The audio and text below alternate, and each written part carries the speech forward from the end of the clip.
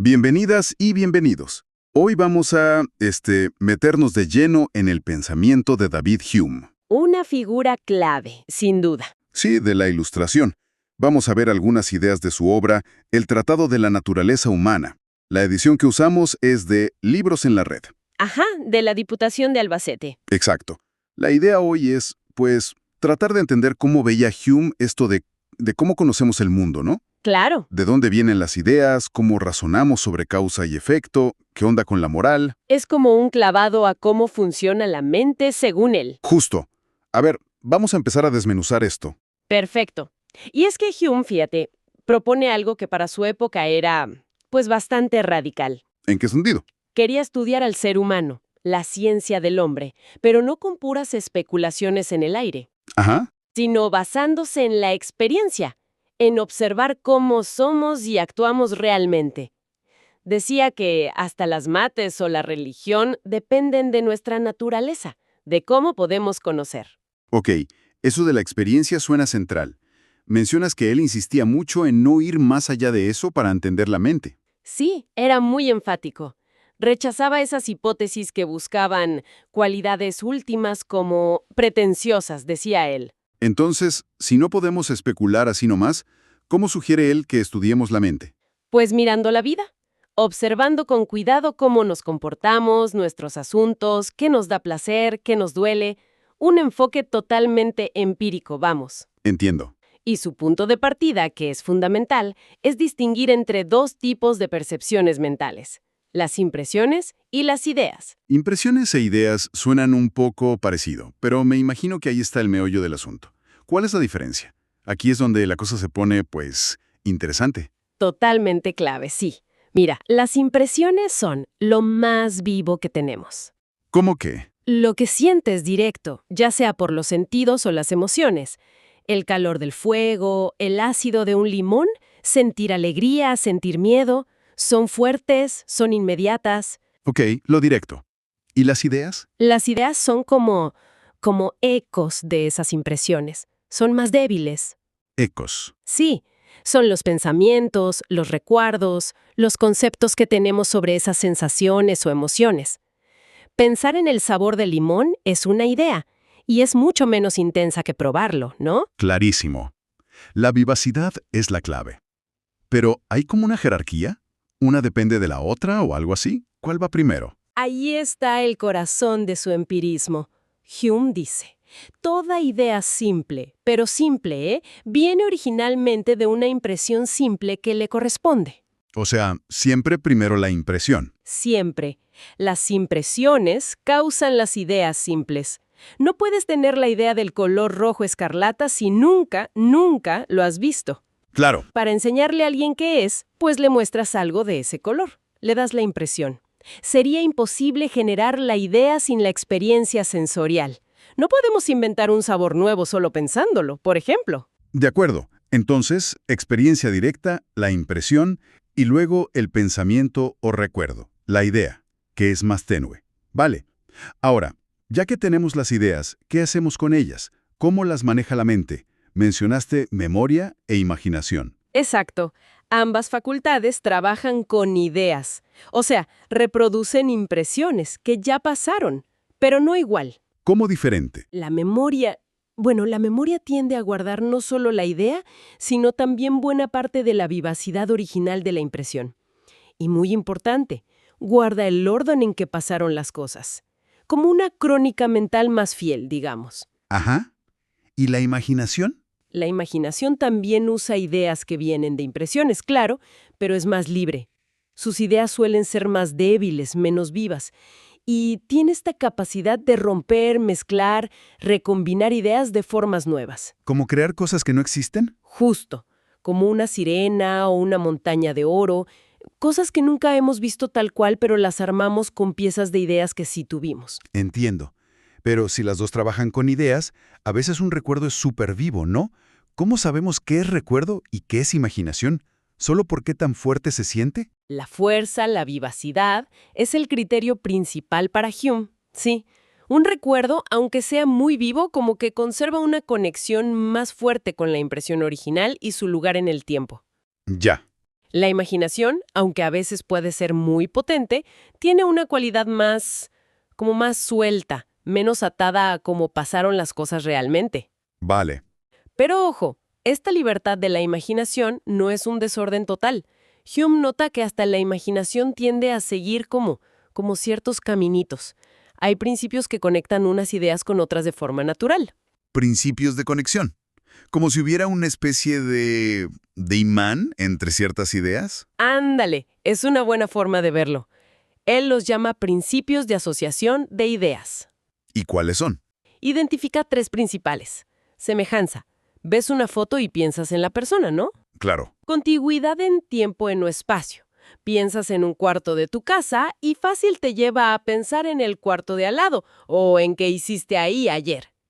Ajá. Y causa y efecto. Piensas en una herida y te lleva a pensar en el dolor. O ves humo y piensas en fuego. Entendido. Estas asociaciones son las que guían cómo fluyen nuestros pensamientos. Hacen que la mente salte de una idea a otra relacionada casi sin que nos demos cuenta.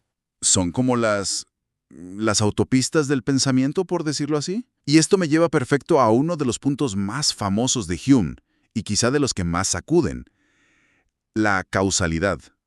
Si la asociación causa-efecto es tan básica, ¿de dónde la sacamos? ¿Es algo que descubrimos con la pura razón? Aquí es donde Hume se pone, muy radical con su empirismo. Y bastante retador. A ver, sostiene que no descubrimos la conexión causal usando solo la razón. Si ves un evento aislado, como una bola de billar que le pega a otra y la mueve, ¿Sí? todo lo que tus sentidos ven directamente es: un objeto se acerca al otro, eso es contigüidad espacial, y un movimiento sigue al otro, sucesión en el tiempo. Ajá. Pero lo que no percibimos, dice Hume, es una conexión necesaria, invisible.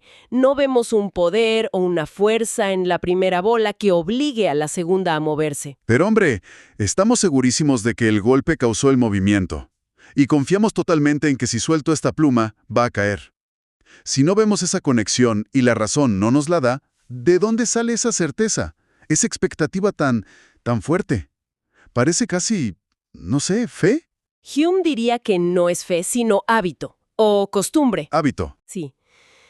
Después de ver muchísimas veces que 2 tipos de eventos pasan juntos y en el mismo orden, lo que él llama una conjunción constante, como que el fuego siempre calienta o el pan siempre alimenta, nuestra mente desarrolla una especie de tendencia. Ok. Entonces, cuando vemos una impresión de uno de esos eventos, vemos el fuego, por ejemplo, la mente, por pura costumbre, es como empujada a formar una idea bien viva del otro evento que normalmente lo acompaña, el calor. A ver, un momento. ¿Me estás diciendo que la necesidad de la causa-efecto no está realmente en las cosas, sino en nuestra cabeza, en esa transición mental habitual? Exactamente. La conexión necesaria que sentimos no es una cualidad objetiva del mundo que estemos descubriendo, es una impresión interna, una impresión de reflexión, le llama él. ¡Wow! Es el sentimiento de determinación que siente la mente al pasar de la idea de la causa a la idea del efecto, una vez que el hábito ya se formó. Y ese sentimiento interno lo proyectamos hacia afuera, sobre las cosas. Eso es, híjole, bastante fuerte. Básicamente, uno de los pilares de cómo entendemos el mundo, la causalidad, resulta que se basa en un sentimiento psicológico que nace de la repetición. Vaya sacudida a la idea de conocimiento objetivo. Es, sin duda, una de sus ideas más revolucionarias. Y polémicas, claro. Y esto redefine también qué es la creencia. La creencia. ¿Cómo? Para Hume, creer en algo no es más que tener una idea particularmente viva y firme, que se siente diferente a una simple fantasía. Ujú. ¿Y de dónde viene esa vivacidad extra? Pues de la asociación habitual con una impresión que tenemos ahora mismo. Cuando veo nubes negras, esa es mi impresión presente, la idea de que va a llover se me presenta con una fuerza, con una vivacidad, eso es la creencia, que no tiene la idea de que va a nevar en pleno agosto. Claro. Y este mecanismo de hábito y vivacidad también explica la probabilidad. Si la conexión no ha sido siempre igual, a veces A va seguido de B, pero otras veces de C, nuestra creencia en que B seguirá A se gradúa. Depende de cuántas veces pasó una cosa u otra en el pasado. Fascinante cómo lo conecta todo. Causalidad, creencia, probabilidad, a través de este mecanismo de hábito y sentimiento. Y esto nos lleva a otra área donde Hume desafía las ideas comunes, la relación entre la razón y la acción. Normalmente pensamos que la razón debe controlar las pasiones, ¿no? Pero Hume parece que le da la vuelta. Totalmente. Su frase es famosísima y provocadora. La razón es, y solo debe ser, esclava de las pasiones. ¡Qué fuerte! Esclava de las pasiones. Argumenta que la razón, solita, es inerte. No puede motivar la voluntad, no puede hacer que hagamos nada. Nada. Su chamba, dice Hume, es descubrir cómo se relacionan las ideas, como en las matemáticas, o determinar cómo son los hechos, si algo existe, qué causa qué, pero eso es pura información, no nos empuja a actuar. Entonces, ¿qué nos mueve? Siempre las pasiones, según él. Nuestros deseos, lo que nos disgusta, buscar el placer, evitar el dolor, esas son las que nos ponen en marcha. Eso de que la razón es esclava choca mucho con la idea de que debemos ser racionales, controlar los impulsos. ¿Cómo explica Hume, por ejemplo, cuando intentamos tomar una decisión racional y no dejarnos llevar? ¿Niega que eso pase? Es una tensión interesante, sí. Y Hume la aborda. No niega que pensemos, que calculemos cuál es la mejor forma de conseguir lo que queremos. Ajá. Lo que dice es que la meta final, el motor que nos arranca, siempre viene de una pasión, de un sentimiento. La razón te puede decir que comer eso te hace daño. Eso es un juicio sobre causas y efectos. Claro. Pero si no tienes una aversión a sentirte mal después o un deseo de estar sano, que son pasiones, esa información racional no te va a mover a evitarlo. La razón nos ayuda a elegir los medios, dice él, pero las pasiones ponen los fines.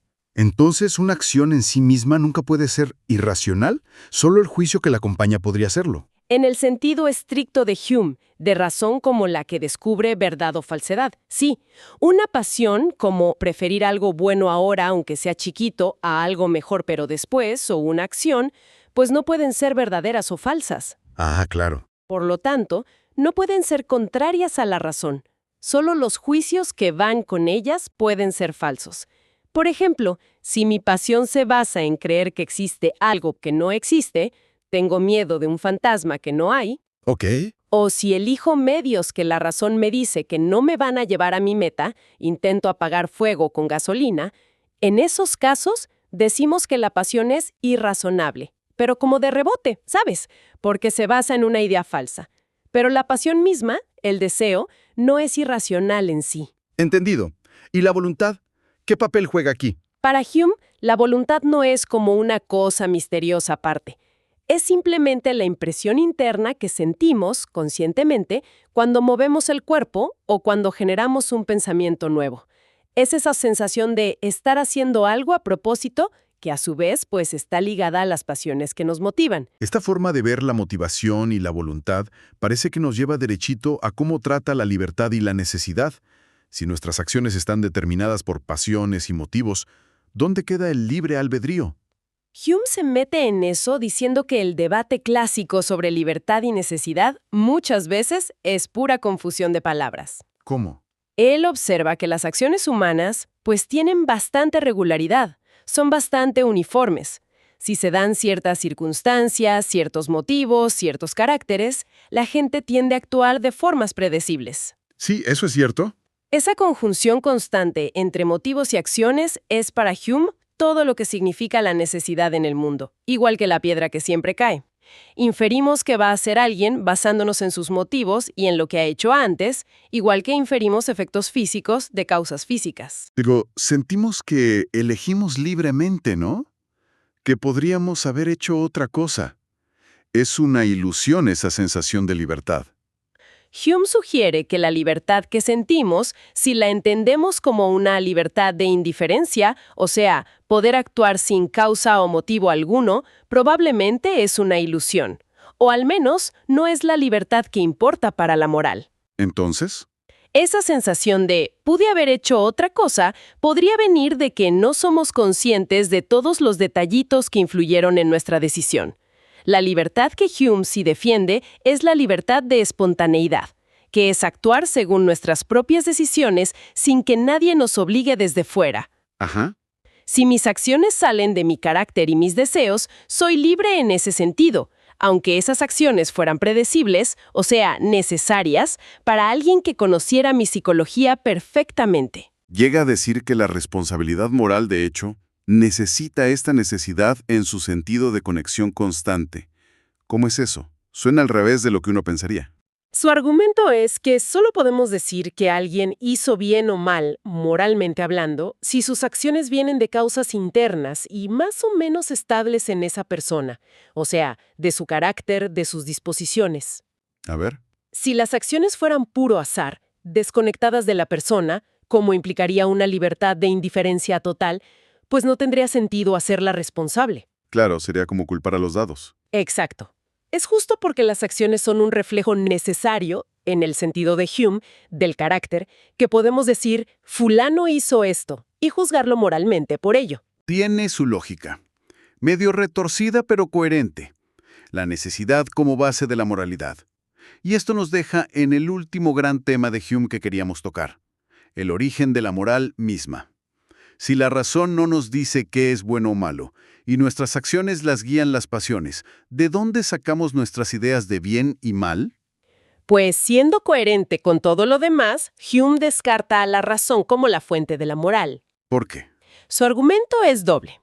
Primero, la moralidad claramente influye en lo que hacemos y sentimos. Nos mueve a actuar bien, nos da remordimientos si actuamos mal. Pero él ya dijo que la razón sola es inactiva, así que no puede ser la fuente de algo que nos mueve. Ok, tiene sentido dentro de su sistema. ¿Y el segundo argumento? Segundo, dice que la virtud y el vicio no son cuestiones de hecho que la razón pueda encontrar analizando una acción. Si examinas un asesinato, encuentras pasiones, motivos, decisiones, pero no encuentras el vicio en sí mismo, como si fuera una propiedad objetiva de la acción. Cierto. Y tampoco son relaciones abstractas, como las de la geometría. No puedes demostrar la maldad de algo como demuestras un teorema. Entonces, si no es la razón, volvemos al sentimiento. Distinguimos el bien del mal porque lo sentimos. Exactamente. Hume propone que tenemos un sentido moral, una capacidad, como innata, para sentir ciertas cosas específicas cuando vemos el carácter o las acciones de los demás. ¿Y cómo lo define? Lo que provoca un sentimiento desagradable de desaprobación. La moralidad, en su famosa frase, se siente más propiamente de lo que se juzga. ¿Y qué mecanismo psicológico explica por qué ciertas cosas nos dan ese sentimiento de aprobación y otras el de desaprobación? ¿Por qué nos gusta, por ejemplo, la generosidad o la justicia? La clave para Hume es la simpatía. Pero ojo, no la entiende como sentir lástima nada más. ¿Entonces qué es? Es una capacidad mucho más básica, más general, de resonar con los sentimientos de los otros. Es nuestra tendencia natural a contagiarnos, digamos, de las inclinaciones y sentimientos ajenos, a sentir su placer o su dolor como si fueran nuestros, aunque más bajito. Entiendo. Entonces, cuando vemos una cualidad en alguien, como la amabilidad o la inteligencia, o hasta el buen humor, tendemos a simpatizar con el placer o la ventaja que esa cualidad le da a esa persona o a la gente con la que trata. ¿Podrías poner un ejemplo más concreto de cómo funcionaría eso de la simpatía? Claro, piensa en la benevolencia. Cuando vemos a alguien ser amable, generoso, simpatizamos con la felicidad o el alivio que esa persona está causando en otros. Ajá. Esa simpatía con la felicidad ajena se traduce en nosotros, que estamos viendo, en un sentimiento agradable. Ese es el sentimiento de aprobación moral hacia la persona buena onda. Ya veo. Y al revés, si vemos crueldad, simpatizamos con el sufrimiento de la víctima. Y eso nos genera un sentimiento feo, la desaprobación moral del acto cruel. Y lo mismo pasa con cualidades útiles o agradables para la persona misma. Admiramos la inteligencia o la tenacidad porque simpatizamos con los beneficios que le traen a quien las tiene. Muy interesante. Isham, además, hace una distinción bien interesante entre virtudes naturales y artificiales. Naturales y artificiales. Hay dos tipos. Sí, las naturales, como la amabilidad, la gratitud, la prudencia, la grandeza de ánimo, son aquellas cuyo beneficio o agrado es como inmediato. Surge directo de cómo somos los humanos, y las aprobamos por simpatía directa. ¿Y las artificiales? Las artificiales son un poquito más complejas. Ahí pone la justicia, entendida como respetar las reglas de propiedad, la fidelidad a las promesas, la obediencia al gobierno, la modestia. Artificiales significa que no son virtudes de verdad o que son menos importantes. No que sean menos importantes. De hecho, son cruciales para que podamos vivir juntos en sociedad. Artificiales quiere decir que no nacen de un instinto natural directo. Entonces, ¿de dónde salen? Surgen de convenciones humanas, de reglas o acuerdos, muchas veces ni los decimos, solo los seguimos, que la sociedad inventa para resolver problemas prácticos. Problemas que vienen de nuestro egoísmo natural y de que no hay recursos para todos. Ah, como las reglas de propiedad. Exacto. Las reglas de quién es dueño de qué no son naturales, solo un invento humano para evitar andar peleándonos todo el tiempo. Vale, son inventos. Pero si son inventos, ¿por qué las aprobamos moralmente? También por simpatía. Sí, pero de una forma un poco más indirecta. Una vez que estas convenciones, como las reglas de propiedad o las leyes, ya están establecidas y vemos que si todos las cumplen en general, benefician a toda la sociedad, o sea, promueven el orden, la cooperación, Ajá. entonces empezamos a simpatizar con el interés público. Sentimos placer al ver que se mantiene el sistema que nos ayuda a todos. Y por eso aprobamos moralmente a los que cumplen las reglas, los justos, los leales, y desaprobamos a los que las rompen. Así que, hasta estas virtudes artificiales terminan generando sentimientos morales a través de la simpatía con el bienestar de todos. Es realmente, pues, un cuadro muy completo y coherente el que pinta Hume. Una visión del ser humano donde la experiencia que nos llega por los sentidos, los hábitos que formamos por repetición, los sentimientos y esa capacidad de resonar con los demás que llama simpatía, son los verdaderos protagonistas. Sí, los actores principales. En cómo conocemos, cómo creemos, cómo actuamos y cómo valoramos. La razón parece quedar como en segundo plano. Una herramienta útil, sí, pero no el motor principal. ¿Cuál dirías que es la gran lección o el impacto que nos deja esta visión? Pues mira, nos deja con una reflexión bien profunda sobre los cimientos y también los límites de lo que somos. Si cosas tan básicas como entender la causa y el efecto, nuestras creencias más firmes, lo que nos mueve a actuar y nuestro sentido del bien y del mal dependen tantísimo de estos mecanismos psicológicos. El hábito, el sentimiento, la simpatía, la imaginación. Exacto. Si todo eso depende de ellos, entonces, ¿qué tan sólidas son las bases de lo que creemos que es conocimiento objetivo o verdades morales universales? Plantea una duda bastante inquietante sobre nuestras certezas más fuertes, ¿no? Exacto. Nos obliga a preguntarnos, ¿cuánto de lo que vemos como la estructura fija del mundo o como principios morales que valen para todos y siempre es en realidad una proyección de cómo estamos hechos psicológicamente nosotros, moldeada por la costumbre, por la emoción, por las necesidades de vivir juntos? Es como una llamada a la humildad intelectual. Sí, totalmente. A reconocer que nuestra forma de ver las cosas está amarrada a nuestra naturaleza humana particular. Es una invitación a examinarnos a nosotros mismos, a nuestras propias mentes, de forma crítica. Y esa tarea, pues, sigue siendo súper relevante hoy, no solo en filosofía, sino en cómo nos acercamos al conocimiento y a cómo convivimos unos con otros.